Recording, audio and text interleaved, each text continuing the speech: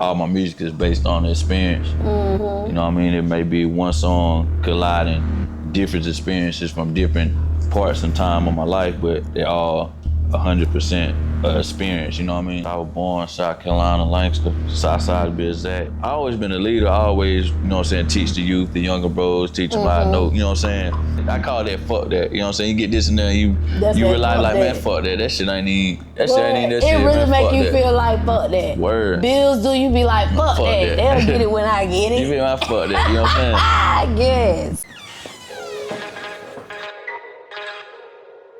Johnny, shout out God to send here, man.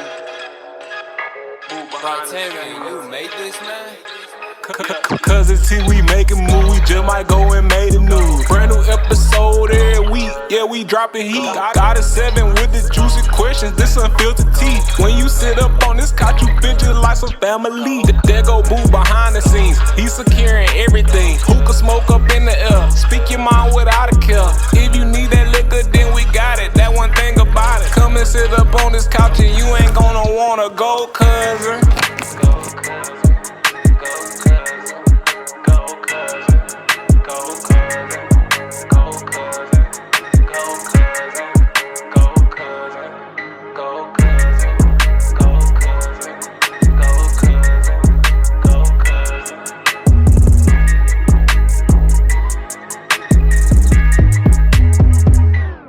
It's your girl Got a 7, and today, y'all, I have a very special guest in the building. He's a very dope artist, y'all. He has his own cannabis strand. He also is known as the dog guy because he breeds the best dogs available. He's an all-around entrepreneur, y'all. We got 2LettazOz in the building with your favorite motherfucking cousin. 2Lettaz, what's going on, cousin? Weigh me! Put me on the scale. Hey, scale guy in the building. I brought something we gotta weigh up, man. You feel what I'm saying? Yeah. Big on big. How you, cuz? Good. Yeah. How you came up with that saying? Because you say that all the time. Weigh me! So it actually comes from older generation of my cousin them and shit. One of his homeboys, whatnot. So weigh me is a term of mean pay me. You know what I'm saying? You gotta weigh me, that was like I pay me stand, like, you know what I'm saying, some West Side Charlotte shit.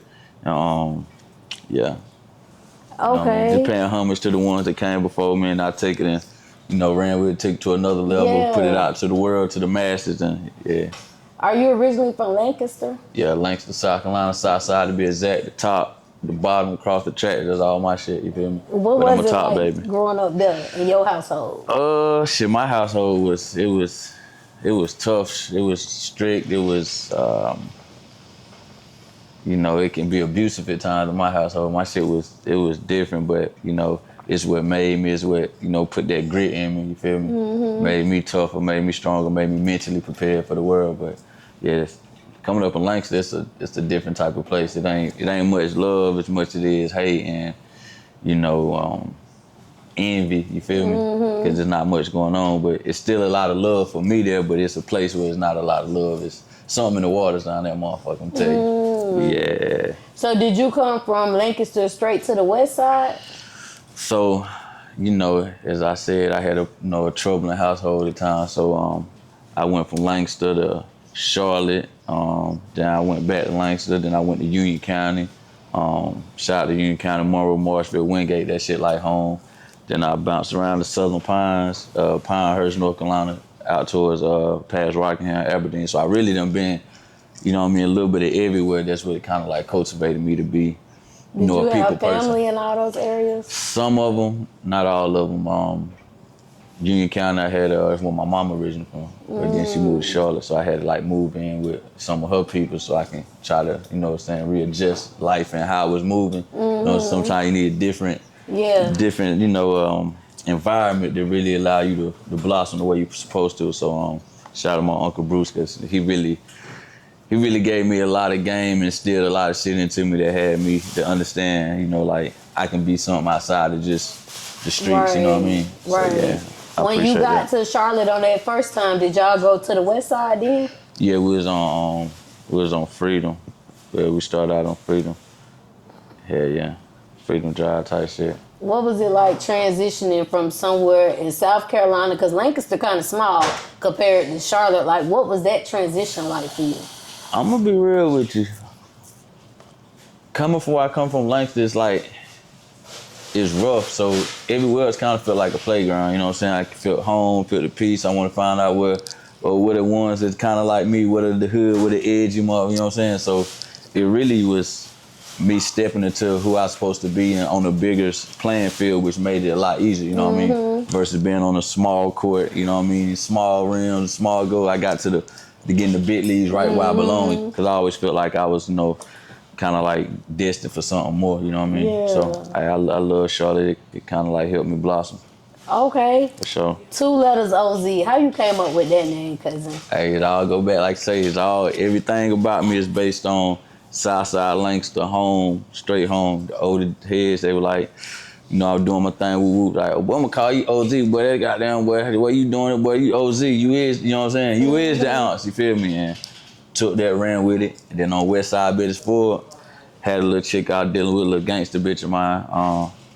And she's like, one of the songs got like 2LettazOz, and she's like, called 2 letters. You know what I mean? The way she said it, that shit just kind of like cemented to being 2 letters, 2LettazOz, you feel me?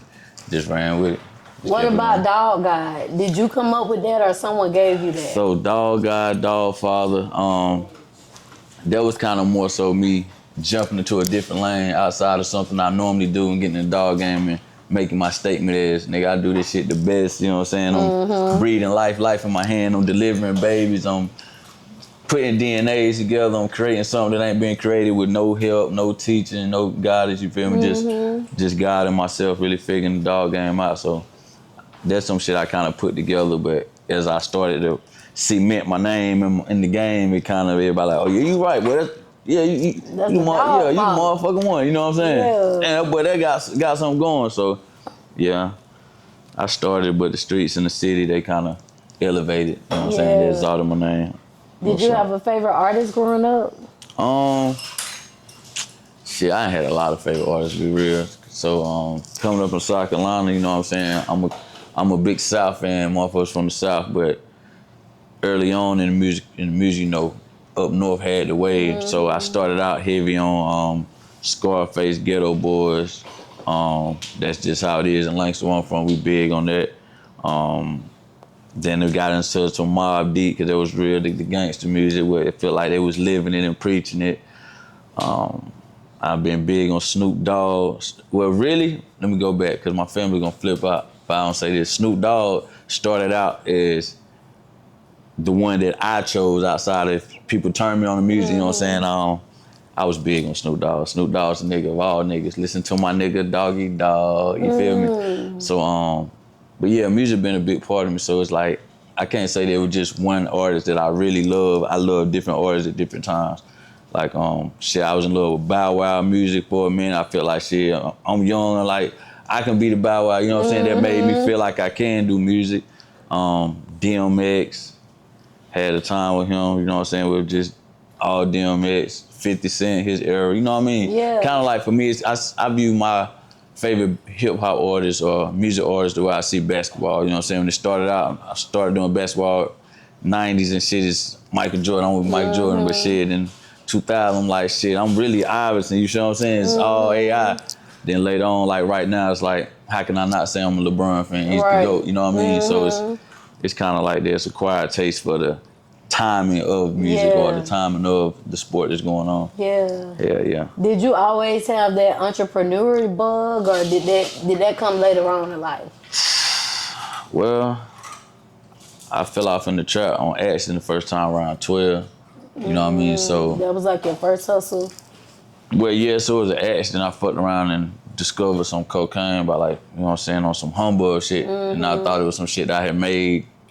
Because where I'm from, my hood, it's like I'm one of the youngest. I'm the youngest grand of the grandkids and all that. And my hood is small because it's a small town. So a lot of the people in my hood might be cousins or like cousins or whatever. So we might get together, play football, basketball, you know, all that stuff. But I'm maybe 11, 12. Everybody in the neighborhood is 16, 17, 19, but they still like my best friend. They might help me with my homework and show me how to do some street shit. You know what I mean? But one day I fucked around, stumbled on some fucking like a 4-way or some gas, pure cocaine, bro, and went outside, shit in my pocket, thinking it was some shit I made to fuck with the old head. Went out there, bitch, and they were like, nigga, what the fuck, you know what I'm saying? And that shit just kind of was a gift and a curse because, you know, coming up in the hood, you watch the older guys do what they do, you want to get in, fit in, want to be like them, hang around. And I feel like at that point, they was like, oh shit, you talking all this shit, but at the same time, it's like, oh shit, now I'm outside now, you know what I mean? Yeah. I'm really outside. Yeah. Okay, how did you transition from that life to the music? Shit, just really just speaking my feelings and the fact of what I'm going through, been in an abusive house at times and wanting to lash out, talk about that shit or, you know what I'm saying, and want to talk about the fucked up environment. Like, but y'all wouldn't imagine what's going on down here because you feel like you're not being heard when you're in a small city, small town. Nobody's ever made it in the sports, music, anything, you know what I'm saying? So you kind of feel like you're not being heard, so you're trying to make a voice or create some noise so motherfucker can see what's going on down here. So I think music was about giving myself a voice and allowing me to really, you know, speak on what I truthfully feel instead of having to feel like I can't say this or I can't do this. Yeah. Did you know other people that was in the music industry that brought you in, like, bro, let's go to the studio or something like that?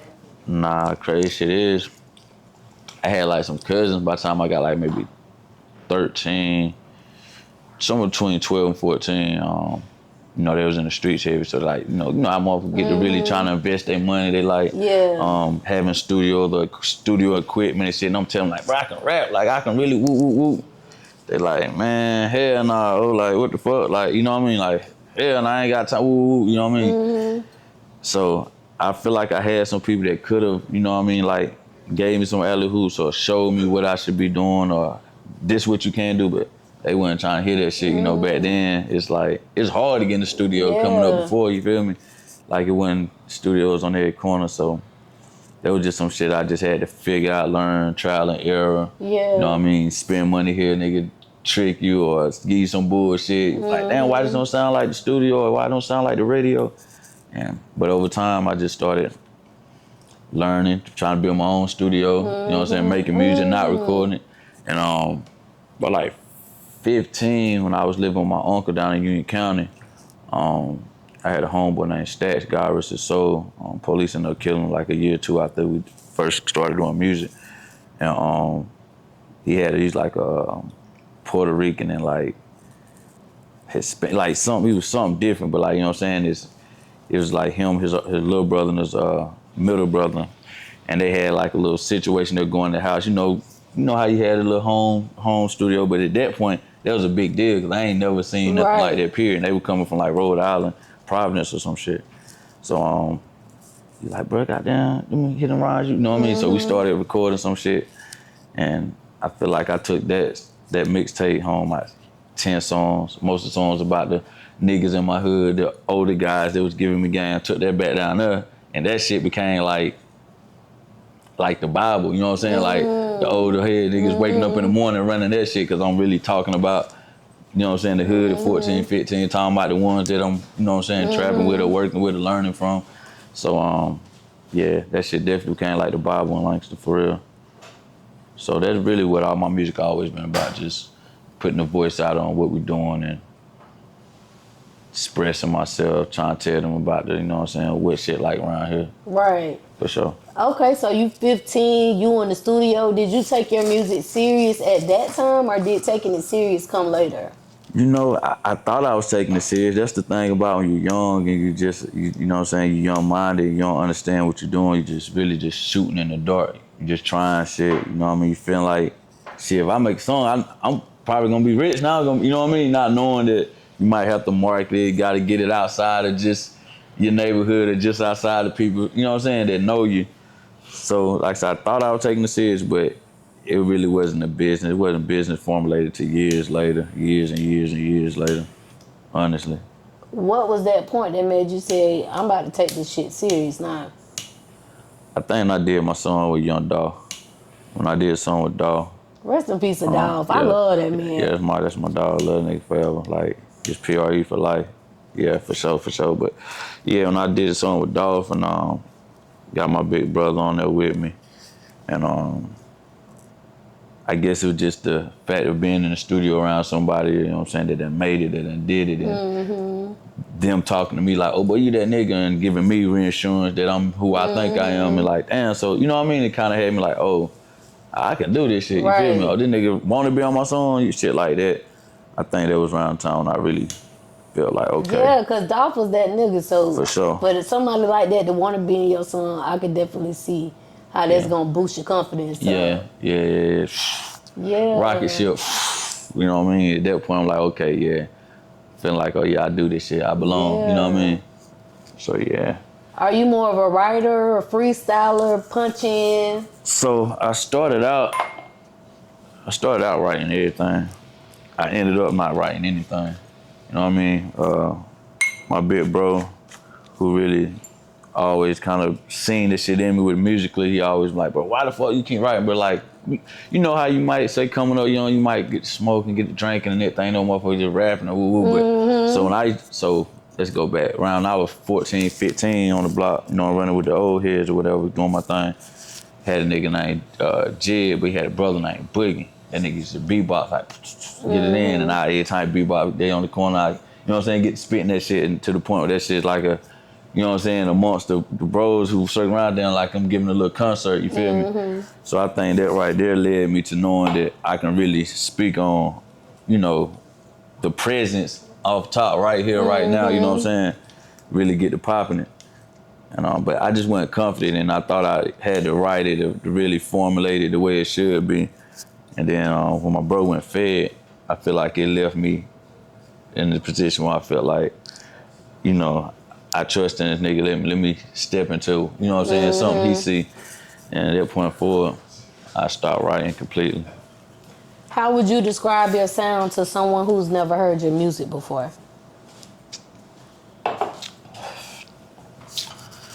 I say energetic and honest. Cause I'm a very lively person. Once I get behind the mic and I really get to letting out more of my, you know what I'm saying, my inner self out.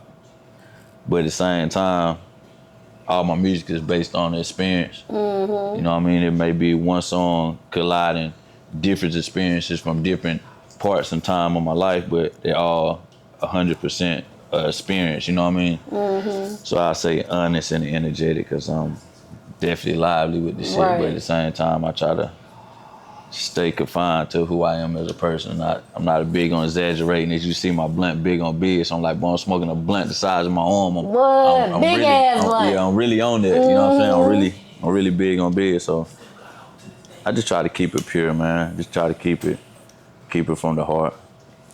I saw you perform at the Stephen the Dream event. I think it was called It's Just a Dream or something like that. They had a lot of dope artists. Your performance really stood out. Like, you was definitely a dope performer. Like, do you have any preparations that you do before you hit the stage to perform? To be honest, no. I've done it for a while. So, well, I guess you could say at the same time, I guess I do, because before I leave the house to even get towards music and whatever, anytime I'm, you know what I'm saying, I'm by myself and alone, I meditate on what I see and what I feel, like the crowd that I want to see, the crowd I want to be, how I want the crowd to perceive me, you know what I mean? So I guess in a sense I do prepare for what I want to do on stage, but I don't really overthink it, because every crowd is different. You go in a room and then it's a whole bunch of girls. That's a whole different experience you need to be giving off. It's a whole bunch of street niggas. Then, you know what I'm saying? You may need to lead with a different song, a different energy, or versus a room full of people who know you, that know your music. Then you can vibe differently. Or you're in a room with people that don't know you at all. Now you got to command the room like, nigga, you need to know me, but not too arrogantly or not to the point they're like, who the fuck you think he is? With like, oh, who the fuck? Who that nigga? Who that? Who that? Oh yeah. That's your favorite cousin, 2Lettaz. Right. My that favorite motherfucking cousin. That type shit. Cousin, when you perform, because I think that time they made you do that shit multiple times. Like, when the DJ like, hell nah, bring that shit back. How that make you feel? I ain't gonna lie, I love that shit, but that's the experience that Brunch For Brunch been giving me as a song. Like, that song that really been giving me a lot of great feedback. Everywhere I perform, I haven't yet to perform that motherfucker, and be able to walk off stage. It's all like, bring your ass back one more time. You feel what I'm saying? Fuck, if you're gonna do it with the beat, acapella, just let us hear it. So, but I think that comes from it being, like I say, from the heart, just truthful with what I'm speaking and energetic at the same time. Cause like, this nigga, he really trying to down sell $50, $800 quake. Yeah. Oh, this nigga really got 2 French bulldogs by the fireplace. You feel what I'm saying? Oh, we gonna talk about that later. I got them lyrics, my cousin. For sure. What's been your most memorable performance experience so far? I kind of got 2. They kind of like different time eras slightly, but nevertheless, they kind of give me like the same experience of feeling like, okay, this is the type of shit I prayed for, and I'm like seeing it, you know what I'm saying, come firsthand. When the baby had a concert, when he was really started taking off in the city, and he had me perform, you know what I'm saying, and allowed me to get ticket sales, do my thing. There, right there, I felt like, okay, that's amazing, you know what I'm saying, because it's a real one, you know what I'm saying, a real certified street nigga, and at the same time, a real rapper that's really getting them M's off doing it and allowed me to do what I'm doing, and, you know what I'm saying, see something in me too. And then I say when I went on tour with 2LettazOz, my cousin Lil Zay the GOAT, and performed with them on tour. That there was like shit, like you feel what I'm saying? Like, there's hella motherfuckers out here don't know me, and then you get to going. Cause you know it's one thing when you coming to a stage or to perform and people coming to see you, but it's totally different over coming to see a mega star and you just happen to be there. You know what I'm saying? Like, you know what I mean? Who did? But the way the crowd perceived me, showed love, and yeah, that shit was dope. Your first time performance with a mega star, like, did you have any anxiety? I'm gonna be honest with you, cuz until I really started doing like pushing Brunch For Brunch, and even at some of the beginnings of that, I always got, well, even now maybe, like I kind of always got anxiety before I perform, before I get there, because I'm, like say, already visualize what I want it to be, and then I get in my head, I'm so conscious, like, is it gonna be like this, or will it be woo-woo, you know what I mean? And this how I wanted to go, or needed to go to help get to another stepping stone and leveling up to get to another level, then to another level, because the work ain't never done, you know what I'm saying? So I'm never satisfied, so I'm just always trying to figure out how can I improve, or how can I be better, or you know what I mean? How can I, if it's 500 people, they get all 500 of them to feel like they need to follow me on Instagram, or if it's 5, how can I get these 5 to feel like this nigga so dope, us 5 want to, tell 5 more and follow him and get them 10 more, like why he ain't on, you feel me? So I guess that's part of the, you know what I mean, the whole overall nervousness sometimes when I do perform. It's like, shit, is it gonna be what I want it to be? And can I pull off what I feel like and can I pull it off? Yeah. You know what I mean? Once you pull it off though, you feel like, damn, like, you know what I mean? I want to do that one more time. What you be visualizing, like the cow going crazy, like, damn, that's shit. It just be like, more so by the time I become from the first time I got to start the hook to the last time I start the hook is, are they in tune with the words I'm saying? Am I saying these words to the point that they can understand it here, and like, am I touching them to where they like, oh, like, is my energy to the point like, I want to turn up too, like shit, you know what I mean? It might have been a bad night starting off, but now I'm on this bitch and like, damn, I'm glad I came out here. You feel me? Can I really give an experience? Like, yeah, that's the whole thing. Can I really get an experience, and am I doing what I'm supposed to be doing? Man, when you performed, my husband came back there, he was like, hold on, you finna interview him. He got the crowd going crazy. They done told him to do it back to back, Brian, come on. I'm like, hold on, we doing an interview right now. He was like, man, he the next one to come. For sure. Your performance was definitely lit as fuck, definitely. Hey, I appreciate that, hubby, you know what I'm saying? Fucking with me, you know what I'm saying? Dropping them jewels, you feel me? And that be what it's about. And like, guess what he said? He got a big ass blunt, baby. No kids. Hey Cuzns, it's your girl Goddess7, and listen, this commercial break is actually sponsored by me. Y'all make sure y'all go to Amazon and get this manifestation journal, 369 21-day manifestation journal. I'm gonna help you manifest all of your dreams, everything that you're inspiring. I'm gonna help you get there. I'm gonna guide you in this journal. Make sure y'all go check out Amazon Prime. The link is in the description. Go get your journal.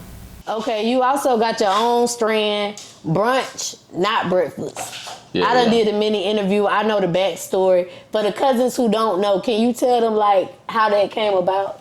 So like I say, brunch. That's the brand, brunch. No breakfast, brunch. No lunch, brunch. No dinner. You know what I'm saying? If you want to ball, give it a winner, that type shit. But I just really working for another company and allowing them to make uncalculated amounts of money off me and off my potential and, you know what I'm saying, my salesmanship with the product. So I just took that initiative to be like, well, shit, what if I can still make you money but have my own thing going and allow you to, you know what I'm saying, have everything I created for you, give that to you, and you work a deal with me where I can do what I want to do. It's still basically coming off your land or your seed, my land, whatever. Excuse me. And, you know, I just leveraged what I had going on, and the people out in San Francisco, out in the Bay, out in Oakland area, you know what I'm saying, they fucked with me, gave me my own strand, and shit, the rest was history. You know what I'm saying? The worst of history. Even the song Brunch, you know what I mean? I really was just trying to figure out who can make me something to help push the brand, because I feel like hip hop and the music culture of, you know what I'm saying, hip hop controls the whole world. Everything when it comes to any type of formulation of business, like everybody's using hip hop and the music culture and the urban culture to sell, whether it's McDonald's, Dunkin' Donuts, cars, Hondas, you know what I'm saying? So sports world, rap, wrestling, you know what I'm saying? However you want to put it. But anyway, I was trying to get one of my homeboys to make me a song for Brunch, you feel me? And they didn't show it to the studio. So you had to So now I'm in the studio like, I guess I'm finna go from Dog Father back to them, you know what I'm saying, scale guy, you know what I mean? So yeah, we kind of went hand to hand. The flower kind of enhanced the music, and the music kind of helped the flower, you know what I'm saying, come alive and become something. What would you say makes your strand stand out from other strands? Because Sauce Walker even shouted out your strand. So what would you say make your strand stand out? I'm a real weed connoisseur. I'm a real marijuana connoisseur. So you know what's good. Yeah, so, you know, I've been around, you know what I'm saying, gratefully to experience Granddaddy Purples and Sour Diesel and OG Kush and Afghan Goose and Blue Dream, you know what I'm saying, just all the strands you could think of. So by me really having the love for the flower game, I knew what I wanted. I knew the taste, I knew the look, I knew kind of like how I wanted it to be cultivated. So with that being said, I was looking to create something in between a Sour Diesel, which is one of my favorite strands from. Yeah, I fuck with that haze too. I definitely fuck with that haze. But I think outside of that haze had that kind of purple look and was coming from up north, and that shit was straight there, you know what I'm saying? They kind of called it pit. Then they started having piff or whatever. Real street niggas, something really diverse and city to city, state to state type shit. But that Granddaddy Purple was really like that motherfucker, you feel me? I remember being in high school playing basketball, and I fucked around and had it. The teeny head note like this I got from one of the old heads, you know what I'm saying? One of the brick mans back in the day, and I took that bitch from the locker room like this. I wasn't even smoking, but thinking about smoking again.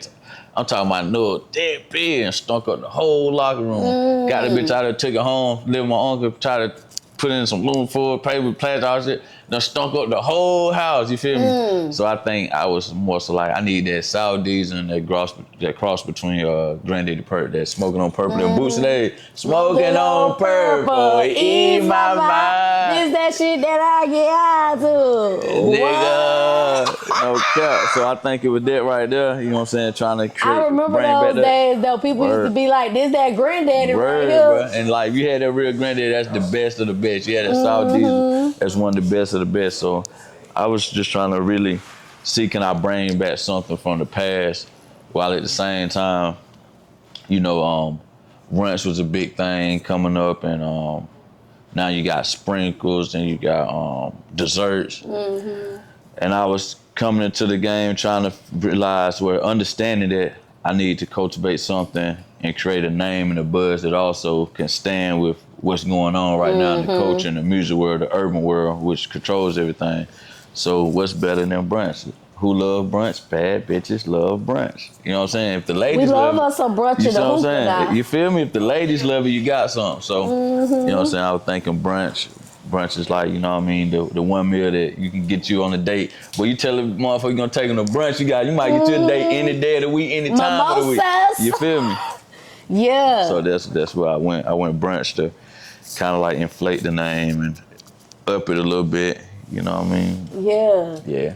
Okay, cousin. So you be having these big ass blunts. When did you transition from regular blunts to them big ass blunts? I ain't gonna lie. So just being, you know what I'm saying, a real deal entrepreneur and somebody understand that, you know, let's bring back up Boots and my boy Boots, you know what I'm saying? That was also one of my favorite raps at one point, Boots and Webby.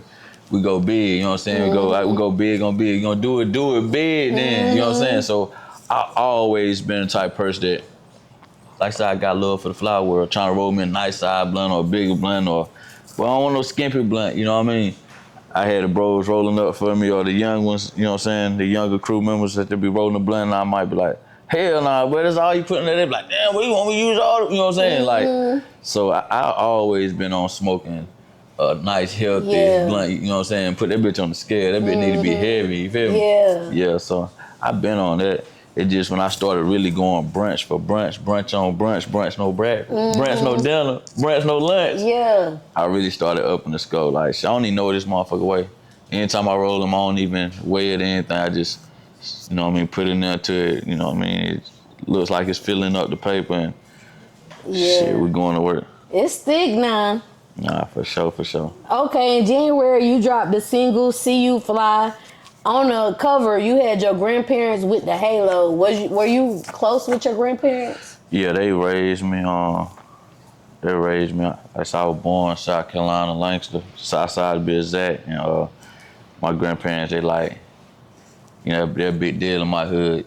My grandma was like so my aunt Lily Mae was like the candy lady. We get ice cream, candy, all this stuff. My grandma, she was like the gamble house type shit, where everybody pull up, play cards, you know what I'm saying, poker, tongue, you know what I'm saying, skin. Yeah, you know, feel me? So, they say, the pot. Yeah, you feel me? So, you know, I came up in the environment of the gamble house, and so all the dope boys maybe here, the jack boy, like, you know what I'm saying, they may be in, you know what I'm saying, downstairs, and you feel me? So, like, that was just always a part of my life, being around that type of environment. But yeah, grandma and grandpa, they raised me to shit, you know what I mean, started getting a little difficult. Like, okay, I need different, you know what I'm saying, different guidance, so somebody put a little more structure up on them. My pops was there too, you know what I'm saying, he stayed there too. But he, you know, trying to do his thing, and so he, you know, do what he can when he can. But yeah, my grandparents, they like, yeah, they was like everything to me. They kind of instilled me into me, you feel what I'm saying? Yeah, like I said, my grandma having that gamble house, so she's a real deal hustler, you feel me? Yeah, man, real deal hustler. Did you ever work before? Yeah, for sure. I'm working right now. Where you work at? Shit, on Brunch For Brunch. I mean, Brunch I know LLC, that. That's Brunch entrepreneur. That word. This is a word. Right. You know what I'm saying? LLC come through me, but yeah, like you know, you gotta work. You don't work, you don't eat. For sure. Okay, the dog father, we was talking about that a little bit earlier. You breed Frenchies. Can you talk to the Cuzns how you got into the Frenchie world?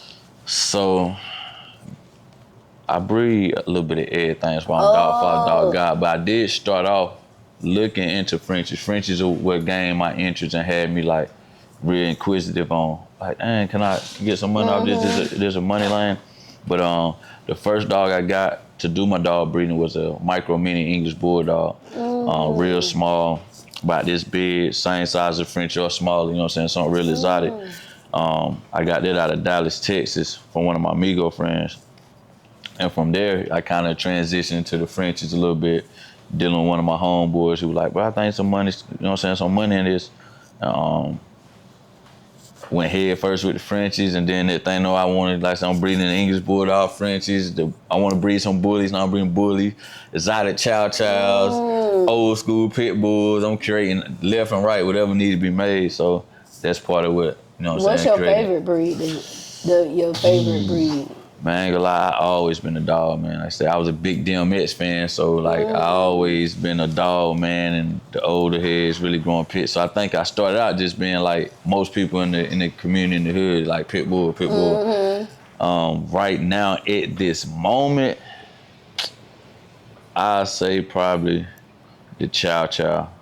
But at the same time, Chow was my first dog I ever had. Chow used to look Chow was scared my- when I was kid. For sure, they was. With the purple tone? With the purple tone. Y'all brought that back. Like, we could do blue, merle, white, chocolate, like, you know what I'm saying? Shit that never been heard of, you feel what I'm saying?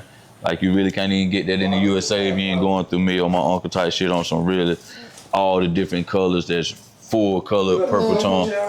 Yeah, real deal Holyfield, no Man, I used to be play. scared of them dogs For when I sure. was a kid. That chase you down too. For sure. Them dogs They don't smart as play. hell, man. They very smart. So I think right now that's my favorite because Did you make yours bigger or they just? nah, we're going small on small. Nothing big, nothing tall. We go Oh, small it's a on small. small one? Yes, it's Not the ABKC height. we AKC, ABR, ABG, you know what I'm saying? We go, you know what I'm saying, whatever registry you want to use for our dog, we legal to do all of them because they all full-blooded. Ain't my registry, it's your registry. That's what I'm Well, nah, it's registries, but then, you know, I register with the registry, you know what I'm saying? So you got worldwide AKC and AKBGs and stuff like that. I know it's 4 of them. Well, originally it was like 4, but now, like I say, you can have a registry. If I wanted to get in the game, I can have a registry. Worldwide shit. Yeah, but see, like, it's shit like that that's worldwide now. You know what I'm saying? That's how the dog game is. The dog game is kind of expanding to something beyond just where, you know what I'm saying, the white man controls. You know what I'm saying? It's that American Bully. Well, You know what I'm saying? I mean, Yeah, right. Yeah, that's one of the ABR, like American Bully Registry or whatever. But ABKC. you know what I'm saying? And that's another one. But so, Recently passed away. for instance, you may can register a dog AKC, but can't or ABR or ABRG, but you can't register AKC. What's the you know what I'm difference? saying? Because I'm lost. For the cousins who lost with me, can you explain it? So some registries are just for certain breeds of dog. You know what I'm saying?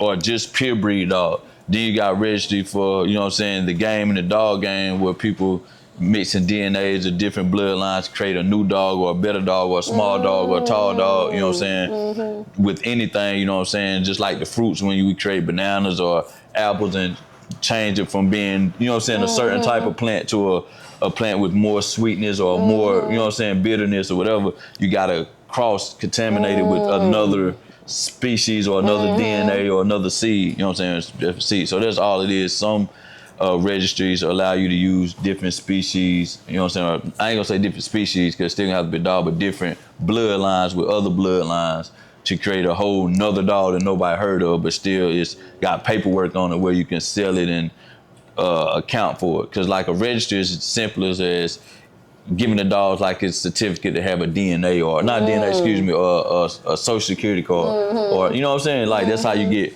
actual numbers and can say where this dog come from or where this dog get right now, how who much owns it's this really dog. worth. Yeah, shit like that. You know what I mean? So that's kind of what the registry do. It kind of is like the keeper of the birth certificates and shit like that, or the social security card. BJ got a question. What's your question? Talk to him, BJ? bro. The creation that you done been most proud of, like. So, I ain't gonna lie, I got a few because I really popped my shit, you know what I'm saying? So I done did some shit, a lot of shit that they're like, oh, you can't do this or you shouldn't do this. And I'm like, but why? So let me see, you feel what I'm saying? Like, let me see. So, I done bred some dogs and made some exotic bullies much smaller than I ever seen that I'm real proud of because it's still fully functional, which does everything that, you know what I'm saying, your dog can do. It's just not big and it's small and it's still got that feeling where, you know, like little scrappy off Scooby-Doo, have some shit like that when you come through the house, like, put them up. You know what I'm saying? They want to fight. They want to see, hey, bitch, who you in here? You feel me? Guard dog style. But, and I like that because people believe you can't have a small guard dog. You got to have a big dog, or they feel like you make the dog too small. They can't be functional or reproduce or run and jump. And this one can. So I was proud of that because I feel like I defeated the odds and went against the grain of what they said. So you got a scrappy dude? For sure. For sure. How big is it? A little bit, probably a little bigger than that. Yeah, about like that. Yeah. Yeah, like about that. Okay, we Real just small. had an extra large bully. She passed away. We had to get her put down. But I want my next dog to be a Frenchie cousin. Shit, I got you. What's one thing that people might misunderstand about raising a Frenchie? I say that they expensive or high maintenance or like they require something that other dogs don't. A dog is a dog, bro. You know what I'm saying? That's the biggest thing I feel like I taught myself with being in the dog industry. They want to say, oh, it's this or that, you gotta do it like this. But you ain't gotta do nothing that you ain't do for a regular dog. Just do the same shit. Just do it whatever you're doing, just like with anything. Do everything you're doing in life with purpose and with love in your heart. Like if you're doing it just because you want to mass produce dog, just get money, or you got malice in your heart, or you're tense or malicious, you know what I'm saying? Like then you may need to follow everything code by code because you got the wrong intent, so you're gonna have a lot of L's in it. You know what I'm saying? Because it can be a difficult game because you're dealing with something that's living. You know what I mean? You're dealing with an actual, you know what I'm saying? A real, a type of being, yeah, for sure. So it's like, it can't just be all for the money, and it can't just be carefree or whatever. Like, nah, you still got life in your hand, you know what I'm saying?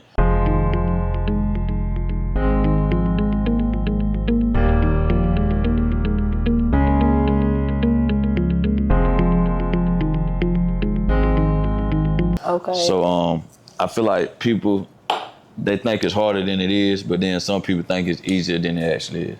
So it's a little bit of both of those. But I will say is understand it's actually a dog, you know what I'm saying? It's a living thing. For sure. Okay, so I did research and it was saying how like Frenchies have a lot of allergy problems and skin problems. What advice could you give on that area? Just try to buy from a respectable breed or a breeder that knows what he's doing.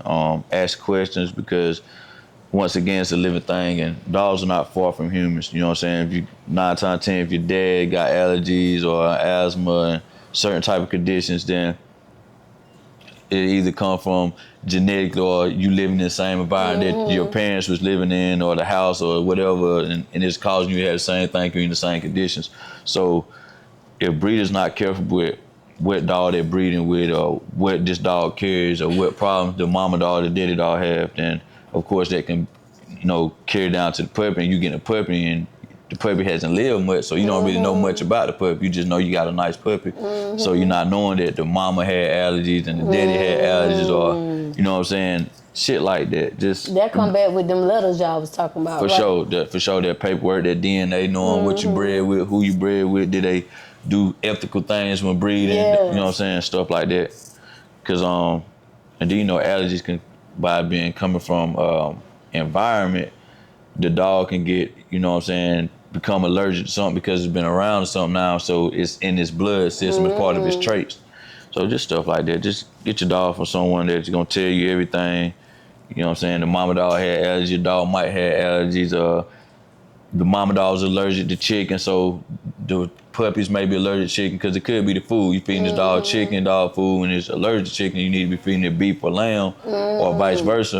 You know what I mean? So I feel like just knowing the dietary needs for the dogs or the mama and daddy dog will let you know a lot more.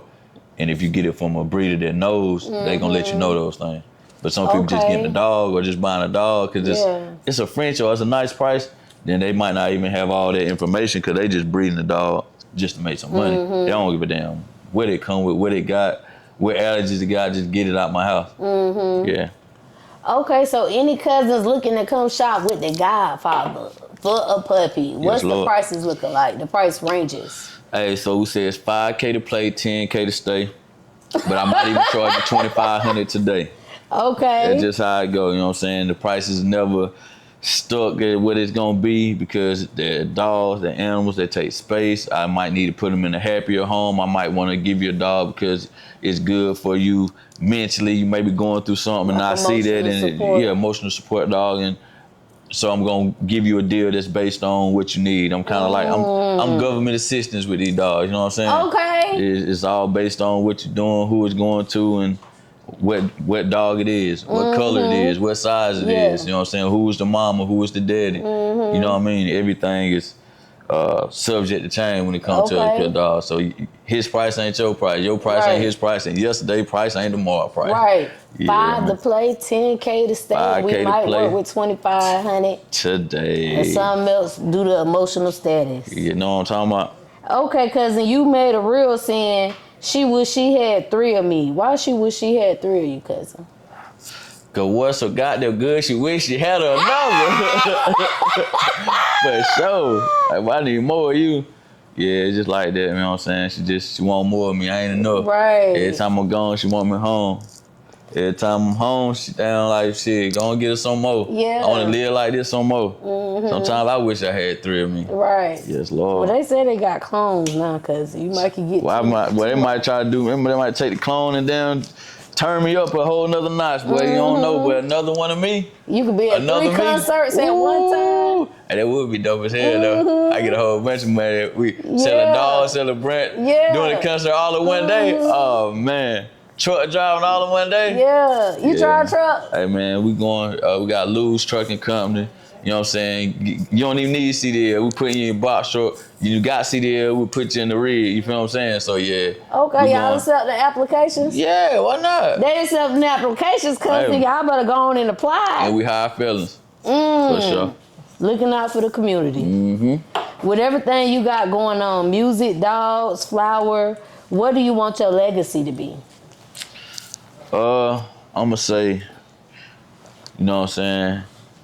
He was a lovable man. He did it for the family. And he was a people person. You know what I'm saying? He was humble to the end, know how high he got. He didn't exalt himself, he let God do that, you know what I mean? And, you know, so I just spread love when I was a family man, because that's really all it's about for me. Right. Everything I do is for the family. You got kids? Yeah, got kids.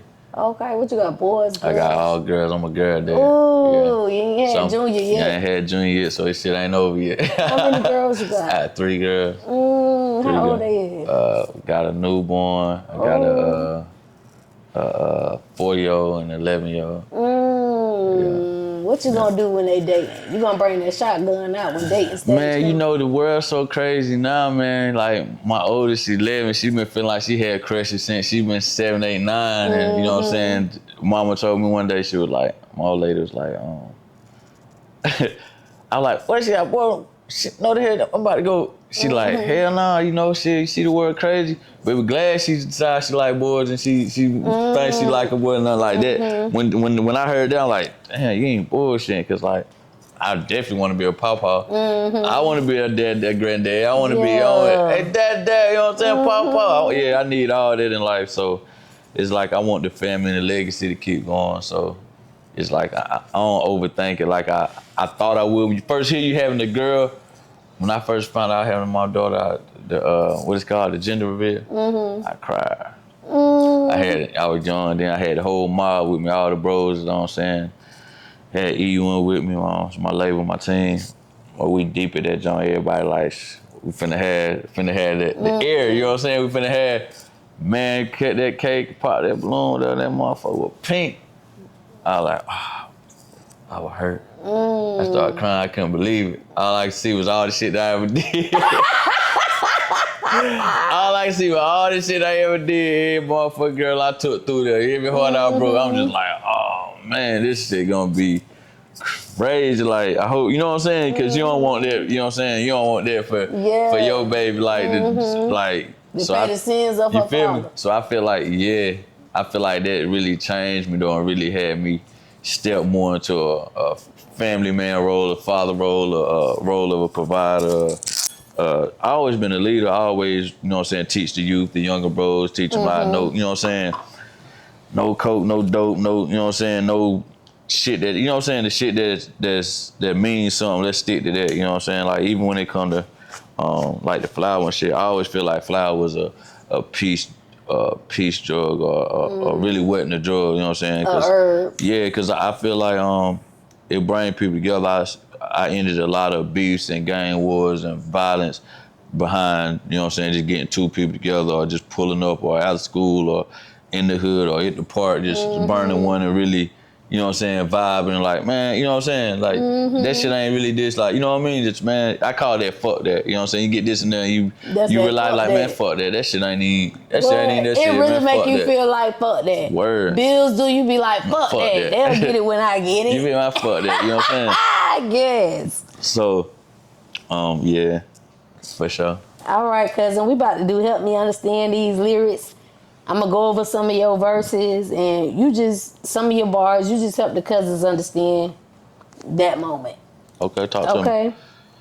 We're going to talk about Brunch for Brunch. Of course, I got to talk about that song. I love that song. Brunch for brunch. Yes. Okay, on that song, you say, I smoke brunch for brunch. This nigga think he can go blunt for blunt. You can't do it. Have you ever tapped out on a smoke section like? Fuck no, I made a lot of motherfucking tap out my whole life. You feel what I'm saying? That's part of the beauty, you know what I'm saying? Yeah. Was I'm gonna make it tap out? Yeah. Yeah, man. Nah, I don't do no tapping out. Like, How many blunts you done went blunt for blunt? Like the most?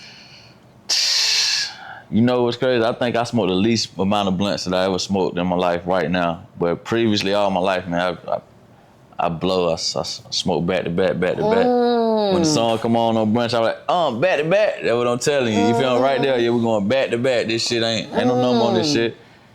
You know what I mean? I smoked so much, I had to stop smoking back to back and just put all 10 of the blunts in one. And you know what I'm saying? We're gonna start the day off with 10 blunts and then let it burn slow. we go, take our time on it. Okay, you also say, they say I'm cocky because I popped it, I put it in their face. When you being cocky, cousin, what that shit look like? Man, it just really me just letting you see who I am. Like, I know I'm that nigga, now I gotta let you know that I'm that nigga. You know what I'm saying? I work hard. This what working hard look like. Now let me show you. Ain't no point in me not popping it, you know what I'm saying? Because you're not stopping it, so I'm just gonna like let you see it, let you feel it, and let you feel like you can also pop that shit. Go on, put it in their face. Don't hide that shit. But you got a new car? Pull that bitch out. You got a new job? Tell them about it. Pop you know what I'm your saying? shit. You iced your wrist, put up that bitch. You know what I'm saying? Hair did, post a pic. You know what I'm saying? New shoes, New new bundles, fit. inches. Yeah. Let them know. Yeah. 36 inches on them. Let them know. Right. I like when she get her nails done and she post them on the ground. Ooh, lashes, eyebrows wet. Don't let them know. Put it in their face. Okay, cousin. Now this part you was talking about earlier when you said they mad. I got 2 French bulldogs by the fireplace. Big old house, big old yard, long driveway. Long ass driveway. Long ass driveway. For sure.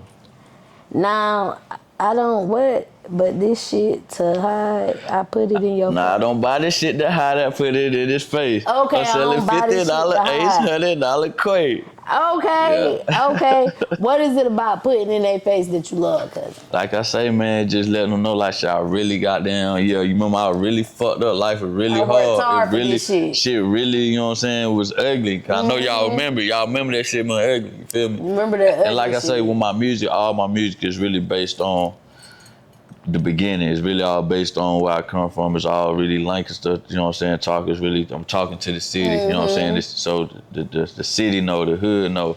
Like, I may drop some lingo and nobody might not know the word, but motherfucker back home know the word. This, you know what I mean? So this shit really for us. This shit really for Lancaster. This shit really for the mud babies. All this shit. You feel me? So it just really be, you know what I'm saying, letting them know, like, shit, pop that shit. We come from a fucked up place, you know what I'm saying? Don't be afraid to pop that shit. Right, let pop them your know. shit. You know what I'm saying? You done came up now, you done made it out the sticks. Shit, let them know. You out this bitch. What's your ultimate goal, cousin? Say that one more time. Your ultimate goal. My ultimate goal, to where I don't have to be outside, music still paying me. I don't have to go meet and do a breeding dog, still paying me. I don't gotta leave the house, you know what I'm saying? Trucking still paying me. You know what I mean?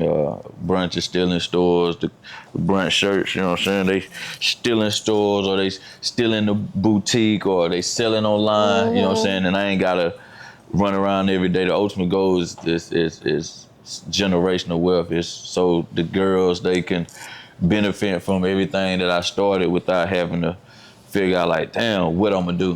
Not being in a position income. of, because like, I feel like most of us are in a position where we feel like, what we're gonna do next, or how we're gonna do this, or coming out of high school, what I'm gonna be, or can I have the things I wanna have, you know what I'm saying, and how I'm gonna get the things that I wanna have. So it just, you know what I'm saying, generational wealth and setting this shit up so my seeds don't have to try to figure out what they're gonna do to put food on the plate, or do they gotta help mom and daddy eat, you know what I'm saying, because, you know what I mean? Yeah. That type of shit like that. That's really the ultimate goal, is the kids, the seed straight, family, even bigger than the immediate family. Like, I be really working towards the family tree, you know what I'm saying? The family tree, understanding like how they can get money, and they ain't just gotta go work 9 to 5, you know what I'm saying, 6, 7 days a week. in order to pay bills or to go vacate or to go eat, you know what I'm saying? You can really set it up to where it all works for you. Because the money supposed to work for you, you ain't supposed to work for the money. Yeah. And a lot of people don't understand that. Yeah. What's one thing you want the world to know about you? Shit, that I'm the best dad in the world, and I smoke the biggest blunts. He definitely You can't go blunt for blunt with me. For sure. Yeah, I'm gonna hit it out the camera. I might go back in the comments on this video and let y'all know what it was like. For sure. Can you leave the Cuzns with any kind of advice before you leave? Give the Cuzns some advice. Last question. Hey, always put your faith in God, believe in God to, you know what I'm saying, the end of your days. You know what I'm saying? I want you to know that no matter what, you know what I'm saying? God is real, and it ain't never over till you quit. It's like, whatever you put your mind to, you can do, and that shit sound crazy, but I feel like everything I ever prayed for that I put time and work towards, it all came to the pass. Even if you only experience once, if you believe in it and you really dedicate yourself to it, you can experience it and enjoy all the experiences. Okay, enjoy all the experiences For and sure. put God first, Cuzns. Yes, Lord. Before we get up out of here, let them know where they can find you at. Hey, wait me! It's me, Scale God, 2 letters. Follow me on Instagram at Brunch No Breakfast, or it's 2LettazOz. On Facebook, 2LettazOz. Get on YouTube, type in 2LettazOz with the word 2, the number 2, or just type in Brunch for Brunch. No lunch, no dinner. Come roll with the winner. Y'all got it right here, man. My motherfucking cousin, 2LettazOz. Brunch, no breakfast. Good gas. And I'm about to smoke some of it as soon as we finish this motherfucking interview. I thank y'all so much for tapping in. I love y'all. I appreciate y'all. And stay right here, because he got a performance coming up right now. For sure. How you wanna do it, sir?